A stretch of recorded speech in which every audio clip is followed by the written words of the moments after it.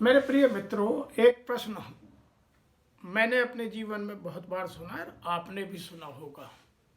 वह हमारे जीवन को बदलने वाला प्रश्न होता है। हमेशा कहा जाता है कि जो भी काम करो होश में करो, और वही चेतना की बात हमारे जो निवृत्ति मार्ग के संत जन हैं वो भी करते हैं कि अपनी चेतना को जगाओ। और आज का प्रबंधन भी कॉन्शस और सब कॉन्शस माइंड की बात करने लगा है, चेतन मन और चेतन मन। तो हमारे लिए जानना यह जरूरी हो जाता है कि यह चेतना है क्या। और यह बहुत साधारण सरल सी बात है, लेकिन उसको हमने जानबूझ करके बहुत रहस्यमयी, बहुत गूढ़मयी बना दिया है। तो आज इसी विषय पर जानना की कोशिश करते हैं कि वो जोश क्या है, वह ज्ञान क्या है, वह चेतना क्या है जिसकी हर कोई बात करता है।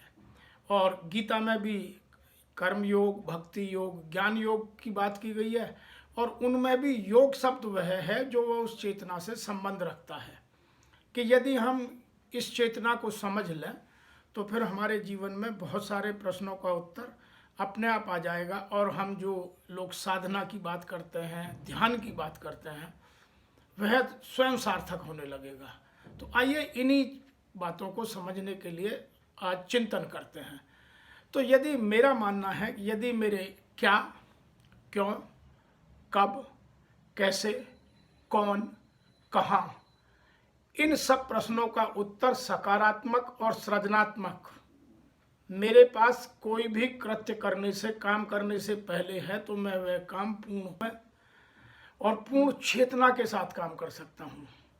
और यदि इनमें से एक भी प्रश्न का उत्तर मैंने कहीं छोड़ दिया तो वह चेतना अधूरी रह गई।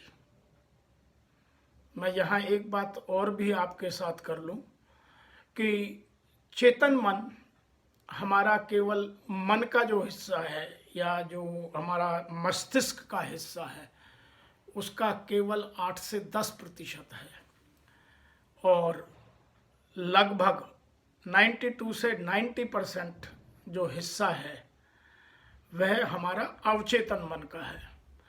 और अवचेतन मन बहुत सारी चीज़ें समझता नहीं है। जैसे अवचेतन मन में कोई खुशी और दुख का कोई स्थान नहीं है। अवचेतन मन में नंबर, संख्या का कोई स्थान नहीं है। उसके लिए 1 हो, 100 हो, 1 लाख हो, 1 करोड़ हो, कोई महत्व नहीं रखता।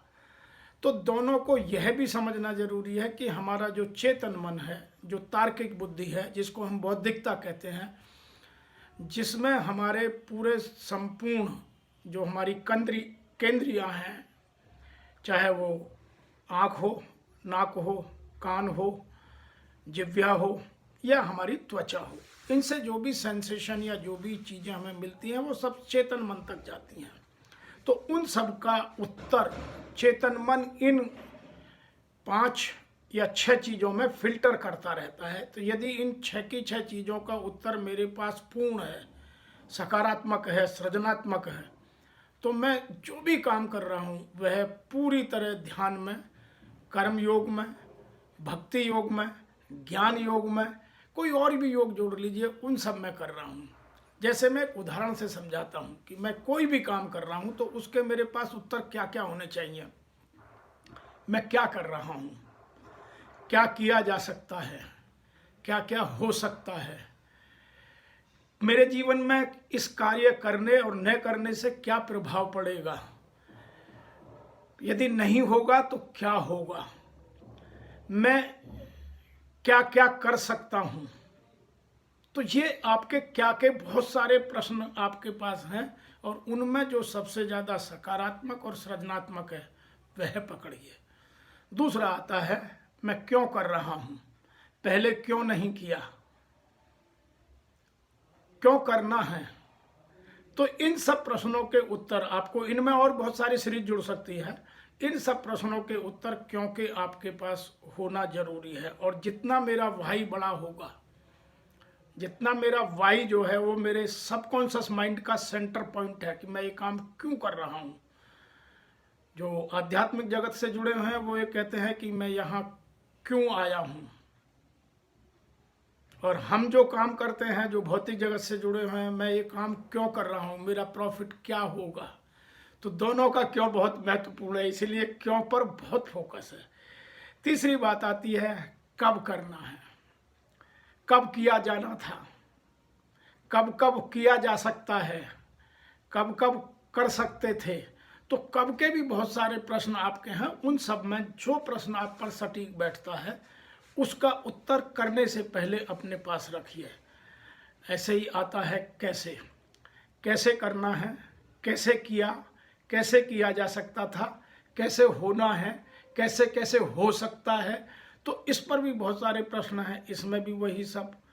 फिर कौन कर रहा है, किसने किया, किसको करना था, कौन कौन शामिल थे, किस किस से कराया जा सकता था। तो इस सब का उत्तर भी आपको पहले से पता होना चाहिए। फिर आता है कहाँ होना है, कहाँ किया, कहाँ कहाँ हो सकता था, कहाँ कहाँ किया गया, कहाँ कहाँ किस किस पर क्या क्या प्रभाव पड़ेगा। तो ये सब ऐसे प्रश्न हैं जिनका उत्तर यदि आपके पास पहले से है और वह सृजनात्मक और सकारात्मक है तो आप जो भी काम कर रहे हैं वही ध्यान बन जाएगा, वही समाधि बन जाएगा, उसी को होश कहते हैं। यदि मैं इन सब प्रश्नों के उत्तर मेरे पास हैं तो मैं जो भी काम करूंगा वह मेरी सीधी जीवन मुक्ति का आधार होगा।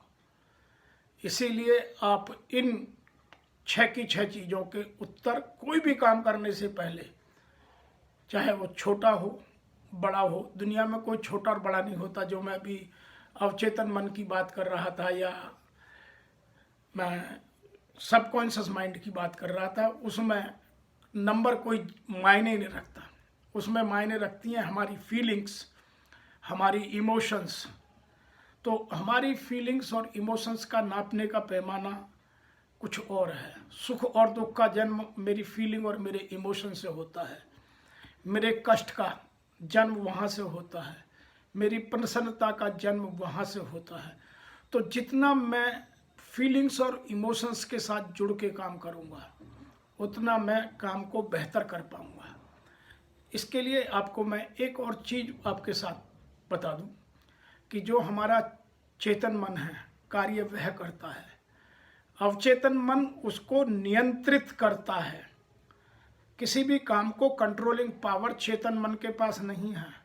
पूरी कंट्रोलिंग पावर जो 90% हिस्सा है उसके पास है। कभी कभी जीवन में आपने महसूस किया होगा कि हम वो काम करते हुए लोगों को देखते हैं तब हमें अचंभा होता है। वह इसीलिए होता है कि हमारा अवचेतन मन उसको पूर्ण सामर्थ्य के साथ कर देता है। और जो 10% हिस्सा है जिसको हम चेतन मन कहते हैं वो लॉजिकल है, तार्किक है। वो दुनिया में ये सब अच्छा बुरा नंबर का गेम इन सब को ढूंढता रहता है। इसीलिए वह बार बार भटकना है अपने होश को कि मैं हर काम होश में करूं।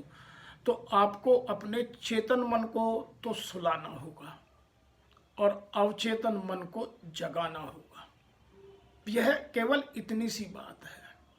फिर मैं जो भी काम करूंगा वह सीधा मेरे पूर्ण समर्पित होकर भगवान को समर्पित हो जाएगा।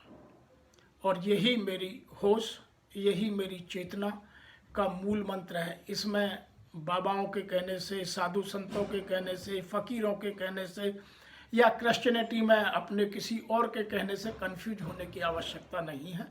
यह बहुत छोटा सा सरल सा उत्तर है, लेकिन उसको करने में हमें अपने मस्तिष्क की गहनता मीन्स अवचेतन मन तक जाकर उत्तर खोजने होंगे, तब हम इस जीवन को और उत्कृष्ट बना पाएंगे। आज इतना ही।